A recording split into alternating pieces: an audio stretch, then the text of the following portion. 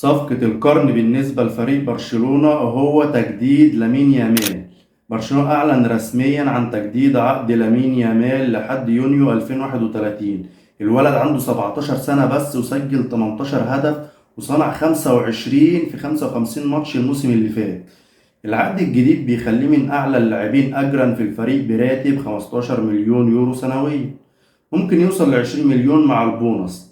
في شرط جزائي خرافي بمليار يورو. البارسا بيخطط يديه القميص رقم 10 بعد ما أنسو فاتي يمشي. هو خلاص أنسو فاتي على اعتاب الرحيل.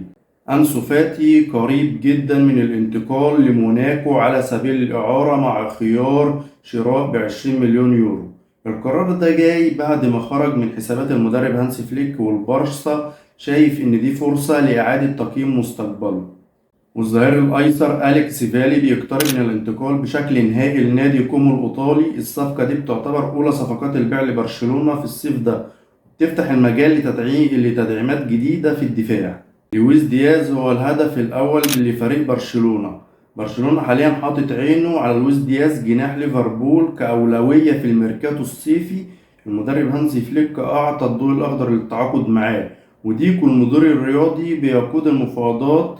والصفقة دي ممكن تكلف البارسا حوالي 60 مليون يورو، لكن الإدارة شايفة إنه يستحق. أنا شايف غير كده بصراحة، يعني في خيارات أحسن منه كتير. وإخوان غارسيا بنسبة كبيرة هو اللي هيعزز حراسة المرمى. برشلونة بيستهدف التعاقد مع الحارس خوان غارسيا من اسبانيول. اللاعب عنده شرط جزائي ب25 مليون يورو. انت متخيل 25 مليون يورو في احسن حارس مرمى في اسبانيا حاليا؟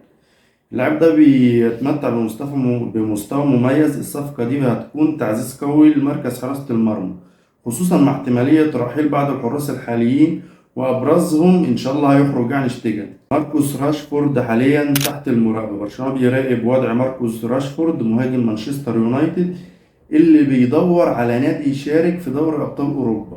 النادي الإنجليزي مستعد يبيعه بمقابل حوالي 40 مليون جنيه استرليني، والبارسا بيدرس الخطوة دي بعناية شديدة جدا. وحاليا يعني خبر كده من الكنترول، اللاعب ده بنسبة 99% و9 برشلوني. في صفقات بقى مجانية محتملة، مجانية، وركز على حتة مجانية ديت لأن رابورتا بيحب الحاجات المجانية.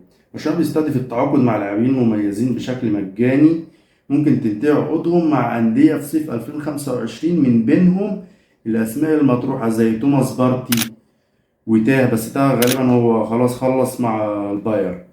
وفي ظل الأزمة المالية اللي بيمر بها النادي ممكن كمان يفكر في تدعيمات دفاعية. برشلونة يخطط للتعاقد مع أليخاندرو جريماردو لاعب باير ليفركوزن، وتيجاني ريندرز لاعب خط وسط ميلان. الصفقتين دول هيدعموا الفريق في المراكز اللي محتاجة تعزيز، وبيتم التفاوض حاليا مع الأندية واللاعبين. سؤال الحلقة بقى دلوقتي، لو انت مكان فليك هتختار تتعاقد مع لويس دياز ولا ماركوس راشفورد؟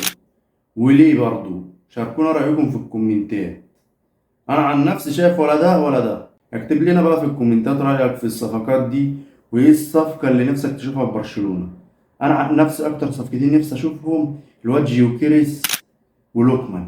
انا نفسي اشوف الاتنين لعيبه دول في برشلونة كده، اتفرج عليهم لما هم مع هانزي فليك، وبالذات بقى الواد جيوكيريس ده، خاصة يا ابني ان انت جيوكيريس ده ومعاك كمان يعني لوكمان.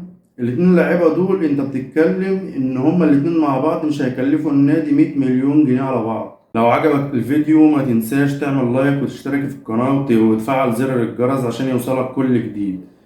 شارك الفيديو بقى مع اصحابك المهتمين باخبار برشلونة، يعني الناس اللي هم البلاجروانانية على حق يعني.